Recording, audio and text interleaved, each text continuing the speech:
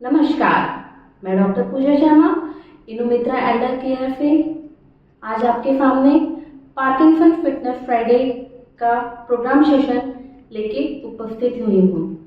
जैसे कि हम सब जानते हैं, बढ़ती उम्र के साथ में हमारे शरीर के अंदर काफ़ी सारे चेंजेस आते हैं और उसके साथ में कई सारी बीमारियां भी आती हैं।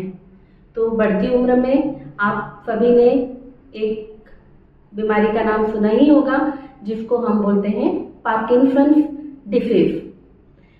तो ये पार्किंसंस आखिर होता क्या है, इसके क्या सिम्टम्स होते हैं, इनमें कितने स्टेजेस पाए जाते हैं और इसमें फिजियोथेरेपी या और भी दूसरी मेडिकल सुविधाएं किस तरह उपयोग होती हैं, तो इसी की जानकारी लेके आज हम इस सेशन की शुरुआत करते हैं। पार्किंसंस होता क्या है? तो पार्किंसंस एक न्यूरो डिजेनरेटिव डिसीज होती है जो हमारे शरीर में एक डोपामिन रसायन पाया जाता है, उसकी कमी की वजह से डेवलप होती है। हमारा जो ब्रेन का पार्ट होता है बेसल गैंग्लिया, वह हमारे बॉडी के मूवमेंट और कोऑर्डिनेशन को कंट्रोल करता है। डोपामिन रसायन की शरीर में कमी होने की वजह से जो हमारे नर्व सेल्स होते हैं वह धीरे धीरे नष्ट होने लगते हैं, डैमेज होने लगते हैं, जिसकी वजह से हमारे बढ़ती उम्र के साथ में पार्किंसंस नामक डिसीज से हम ग्रसित हो जाते हैं। तो चलिए अब हम जानते हैं कि पार्किंसंस के कितने प्रकार के सिम्टम्स होते हैं। पार्किंसंस में दो प्रकार के सिम्टम्स पाए जाते हैं। एक होता है मोटर सिम्टम्स जो मूवमेंट से रिलेटेड होता है और दूसरा होता है नॉन मोटर सिम्टम्स। तो पहले हम बात करेंगे मोटर सिम्टम्स से। तो मोटर सिम्टम्स में पाए जाने वाले जो सिम्टम्स हमको जो शरीर में नजर आने लगते हैं वो होते हैं ट्रेमर यानी कि कंपन, रिजिडिटी यानी कि कठोरता, लॉस ऑफ वॉलेंट्री मूवमेंट मतलब हम कोई मूवमेंट पे अपना कंट्रोल, हमारा शरीर कंट्रोल खो देता है, ब्रेडिकाइनेशिया मतलब हमारी जो मूवमेंट हो वो स्लो डाउन हो जाती है, पोस्चरल डिस्टर्बेंस हमारे पोस्चर में डिस्टर्बेंस आ जाता है, स्टिफनेस होने लगती है, हमारी मांसपेशियों में कड़कपन आने लगता है, साथ ही साथ हमारे जो फेशियल एक्सप्रेशन है वो होने लगते हैं।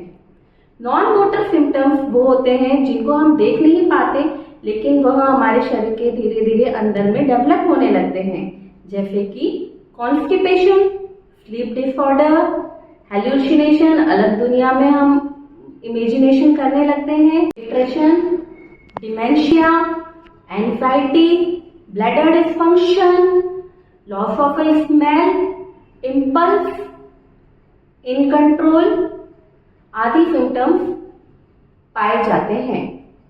अब हम बढ़ेंगे थर्ड टॉपिक की तरफ, वो है स्टेजेस ऑफ पार्किंसंस। तो जो पार्किंसंस में हमें 5 तरह की स्टेजेस देखने को मिलती हैं।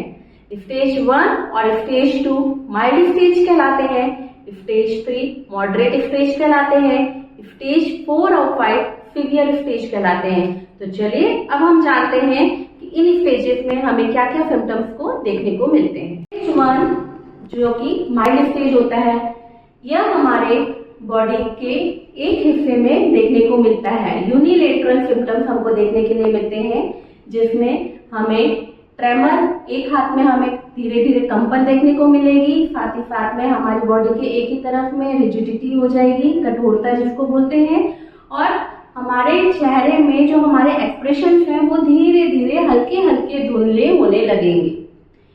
सिम्टम 2 स्टेज 2 जो जिसको हम माइल्ड बोलते हैं, यह भी माइल्ड स्टेज ही कहलाता है। इसमें जो हमको सिम्टम्स देखने को वो मिलते हैं वो हमारे बायलेटरल सिम्टम्स देखने को मिलते हैं, हमारे बॉडी के दोनों पार्ट में देखने को मिलते हैं, या मिडनाइट सिम्टम्स देखने को मिलते हैं। इसमें लॉस ऑफ फेशियल एक्सप्रेशन काफी कुछ हमारा बिगड़ चुका रहता है। इसमें जो ब्लिंकिंग ऑफ आईज रहती है, जो आईज की मूवमेंट होती है वो स्लो डाउन हो जाती है, डिक्रीज हो जाती है। इसमें हमारी जो स्पीच एबनॉर्मेलिटी देखने को मिलता है और साथ ही साथ में जो हमारे ट्रंक की मसल्स होती हैं उसमें कठोरता, जिसको रिजिडिटी बोलते हैं, वह देखने को मिलती है। स्टेज 3 जिसको हम मॉडरेट स्टेज बोलते हैं, इसमें स्टेज 1 और स्टेज 2 के सिम्टम्स तो नजर आते ही हैं, साथ ही साथ हमारे बैलेंस में गड़बड़ी आने लगती है, लॉस ऑफ बैलेंस होने लगता है, हमारी जो मूवमेंट होती है वो स्लो डाउन होने लगती है और हमारा कोई भी मूवमेंट पे कंट्रोल, जो हमारा वॉलेंट्री कंट्रोल होता है बॉडी का, वो धीरे धीरे डिसअपियर होने लगता है। इनवॉलेंट्री एक्शन हमारे बॉडी में दिखने लगते हैं।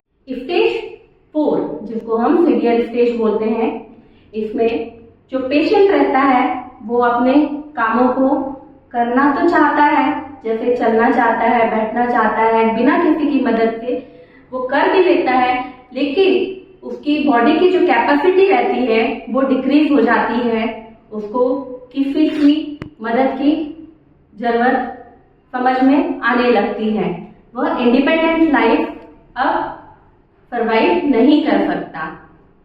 स्टेज 5 जो होता है वो भी सीवियर स्टेज होता है और इसमें जो पेशेंट रहता है उसमें टोटल उसका फेशियल एक्सप्रेशन लॉस हो जाता है, वो पूरी तरीके से अपनी डेली लाइफ एक्टिविटीज के लिए दूसरे पे डिपेंड हो जाता है, ट्रेमर्स बढ़ जाते हैं, जो स्पीच उनकी जो आवाज रहती है वो कम सुनाई देने लगती है, वो बोलता तो है लेकिन उनकी जो आवाज में दम रहता है वो दूसरे तक नहीं पहुंच पाती है। आदि सिम्टम्स हमको स्टेज 5 में देखने को मिलते हैं। आशा करती हूँ कि आज का यह एपिसोड आपको पार्किंसंस के बारे में बहुत कुछ जानकारी दिया होगा। अब हम अगले फ्राइडे को पार्किंसन फिटनेस फ्राइडे के नेक्स्ट सेशन के साथ कुछ नए चीजों के साथ फिर से मिलेंगे। तब तक के लिए नमस्कार।